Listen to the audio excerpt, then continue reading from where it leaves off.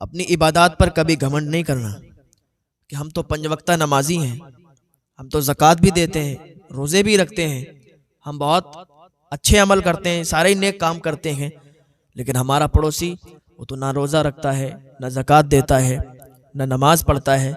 मतलब अपने आप को अच्छा और सामने वालों को बुरा, ऐसा कभी नहीं करना। इन्हीं बातों से बंदा हालात को बर्बाद हो जाता है। अपने आप में घमंड गुरूर करने की वजह से इंसान बिल्कुल टूट जाता है, बर्बाद हो जाता है, हलाक हो जाता है। एक मेरी बात को बड़ा गौर से सुन लेना कि कभी भी कितने भी बड़े बन जाओ, कभी भी कितना बड़ा मर्तबा आपको मिल जाए, लेकिन कभी घमंड नहीं करना, कभी गुरूर नहीं करना, कभी भी ऊंची आवाज़ में नहीं बात करना, कभी भी लड़ाई झगड़े नहीं करना, क्योंकि इंसान का वक़ार अहमियत उस टाइम भी ख़राब हो जाता है कि जो इंसान लड़ाई झगड़े ज़्यादा करता है या ज़्यादा बोलता है। ज़्यादा बोलने की भी आदत मत डालें। एक इंसान बहुत खामोश बैठा हुआ है तो जब तक सामने वाला उसे बहुत अच्छा समझता है, लेकिन जैसे ही वो बात करना शुरू करता है ना, तो सामने वाला उसे पहचान लेता है कि यार ये कैसा इंसान है। तो जब भी कोई बात करें तो ज़्यादा बात ना करें। और मैं तो कहता हूँ कि बस सीधी सादी बात है, इतना बोलें कि सामने वाला कहे और बोलो, इतना ना बोलें कि सामने वाला कहे बस करो। समझ रहे हैं? इतना बोलें। अल्लाह हमारी ज़बान में तासीर अता फरमाए। मैं अर्ज़ कर रहा था कि अपनी इबादत पर कभी घमंड और गुरूर नहीं करना। एक बुजुर्ग ने वसीयत की अपने बेटों से कि मेरे बेटो, रोटी वाले का वाक़या याद रखना। रोटी वाला कौन था? कि एक इंसान था, उसने 70 साल इबादत की, 70 साल इबादत की, और 70 साल इबादत करने के बाद वह ऐसे जुर्म में, ऐसे गुनाह में फंस गया क्योंकि उसने अपनी इबादत पर घमंड किया, अपनी इबादत पर गुरूर किया, तकब्बुर किया, और वो ऐसे गुनाह में फंस गया। 7 दिन 7 रातें उससे गुनाह हुए, और उसके बाद वो जा रहा था, फिर उसे शर्मिंदगी हासिल हुई कि मैंने 70 साल इबादत की और अब आके ये क्या हो गया कि 7 दिन और 7 रातें मुझसे गुनाह हो गए। अब ये तो बहुत मैंने गलत फेल किया है, बहुत गलत काम किया है। जा रहा था तो क्या देखता है कि एक जगह पर फकीरों की लाइन है, 12 फकीर बैठे हुए थे। वहीं पर जाके बैठ गया। शर्मिंदगी तो थी, शर्मिंदा तो था, उन्हीं 12 फकीरों की लाइन में बैठ गया। अब वहां पर 13 फकीर हो गए, और एक इंसान का ये मामूल था कि वो वहां पर 12 रोटी लाता था और 12 फकीरों में बांट दिया करता था। जब ये उन फकीरों के बीच में बैठा तो वो 13 फकीर हो गए। अब वही रोटी वाला रोटी लाया 12, उसने एक एक करके सबको दे दी। अब ये तो 12 नंबर पर था तो इसको भी एक रोटी मिली, लेकिन जो 13 नंबर पर फकीर भूखा बैठा था उसको रोटी नहीं मिली। उसने कहा भाई साहब मुझे रोटी नहीं मिली है। उसने कहा यार 12 रोटी हर बार मिलाता हूँ और 12 रोटी मैंने बांट दी है, आज ये कम कैसे पड़ गई? मैंने किसी को 2 नहीं दी, किसी को 3 नहीं दी, सिर्फ एक एक रोटी बांटी है। अब तुम जानो, तुम्हारा काम जाने। 12 लोग हो, मैंने 12 रोटी लाया था, 12 रोटी भी मैंने तकसीम कर दी है, खाओ या भूखे मर जाओ। ये इंसान कि जो 70 साल इबादत करके आया था और इधर 7 दिन 7 रातें इसने गुनाह कर लिए, तो ये इंसान, इसको ख्याल आया कि मैं इनकी जमात में आके बैठ गया और ये 12 रोटी रोज तकसीम होती थी, आज ये 12वीं रोटी मेरे पास आई और ये 13वां इंसान तो मैं था, लेकिन इसको रोटी नहीं मिली और ये भूखा है, मैं भी भूखा हूं, चलो मैं अपनी रोटी इसको दे देता हूं।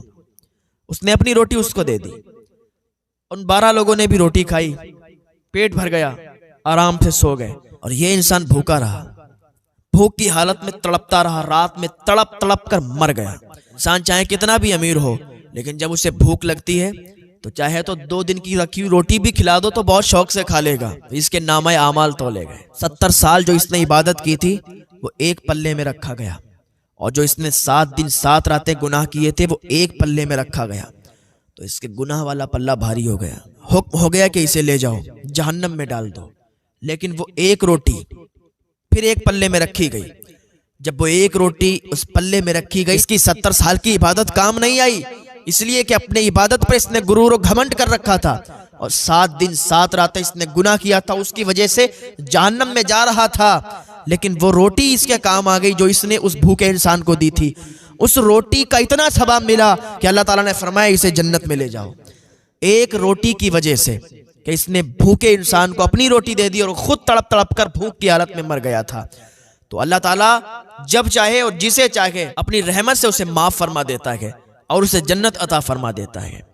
तो पता चला कि इंसान को कभी अपनी इबादत पर घमंड नहीं करना चाहिए, कभी भी अपनी नमाजों पर घमंड नहीं करना चाहिए, अपने नेक अमल पर कभी भी घमंड नहीं करना चाहिए कि मैं इतना नेक हूँ, मैं इतना परहेजगार हूँ, मैं हाजी हूँ, मैं नमाजी हूँ, सामने वाला तो कुछ भी नहीं है, लेकिन फिर भी उसके यहाँ बहुत मालो दौलत है, फिर भी उसके काम सब चल रहे हैं, फिर भी उसे बहुत सक्सेस हो रही है, हम नुकसान में जा रहे हैं, हम घाटे में जा रहे हैं, हम नमाजी भी हैं, हाजी भी हैं, सब कुछ है, नेक अमल भी करते हैं।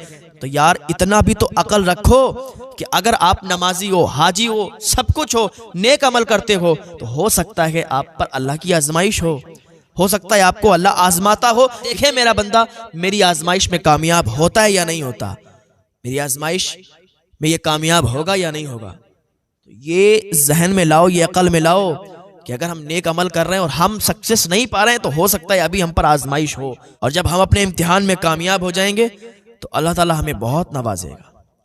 और जो गुनाहगार बंदा होता है अगर उसे सक्सेस होती है, जो गुनाहगार बंदा होता है उसे कामयाबी मिलती है, उसके कारोबार चलते हैं, तो ये मत सोचो कि वो इबादत नहीं करता, नेक अमल नहीं करता, फिर भी वो सक्सेस पा रहा है, कामयाबी हासिल कर रहा है, बल्कि ये सोचो कि अल्लाह ने उसे अभी छूट दे रखी है, अल्लाह उसे छूट देता जा रहा है और वो अपने कारोबार में तरक्की हासिल करता जा रहा है, अल्लाह भी उसे छूट दे रहा है। जो इंसान नमाज नहीं पढ़ता, इबादत नहीं करता, रोज़े नहीं रखता, कोई नेक अमल नहीं करता, फिर भी कामयाबियों की मंजिल पर है, फिर भी अपने कारोबार में कामयाब है, उसके कारोबार बढ़ते जा रहे हैं, उसके पास मौला दौलत आती जा रही है, समझ लो अल्लाह ने इसे अभी छूट दे रखी है।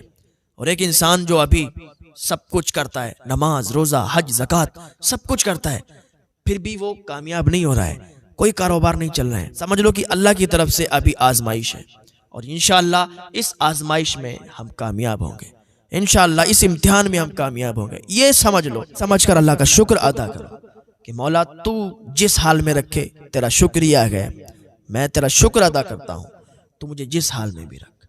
अल्लाह की बारगाह में दुआ, अल्लाह नेक अमल की तौफीक अता फरमाए।